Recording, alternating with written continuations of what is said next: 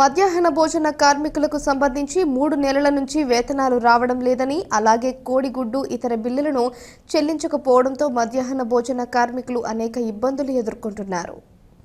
మంగళవారం సిఐటియు ఆధ్వర్యంలో మండల రెవెన్యూ అధికారికి మధ్యాహ్న భోజన కార్మికుల సమస్యలపై ప్రభుత్వ దృష్టికి తీసుకువెళ్లాలని పలు డిమాండ్లతో కూడిన వినతి పత్రాన్ని అందజేశారు. ఈ కార్యక్రమంలో మధ్యాహ్న భోజన రంగం జిల్లా కార్యదర్శి గురుజాల శ్రీధర్, ఐద్వా సంఘం జిల్లా కార్యదర్శి జవాజి విమల, మధ్యాహ్న భోజన కార్మికులు మేకల కవిత, గడప సంధ్య, రింగు రాధ, పులి వసంత, బండి దేవవ్వ, లావణ్య తదితరులు పాల్గొన్నారు.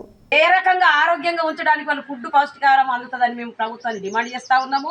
ఈరోజు కోనరావుపేట మండల రెవెన్యూ అధికారి గారికి మధ్యాహ్న భోజన కార్మికుల సమస్యలపై సిఐటి ఆధ్వర్యంలో కూడా వినతి పత్రం ఇవ్వడం జరిగింది. గత 6 నెలల కాలం నుంచి వీరి పెండింగ్ బిల్లులు వేతనాలు ఏవైతే ఉన్నాయో ఇప్పటివరకు కూడా సక్రమంగా చెల్లించడం లేదు. గత ప్రభుత్వంలో కూడా అనేక దఫాలుగా ఆ ప్రభుత్వం మీద పోరాటం చేసినా కూడా సిఐటి ఆధ్వర్యంలో కూడా మండల రెవెన్యూ అధికారి గారికి వినతి పత్రం ఇవ్వడం జరిగింది.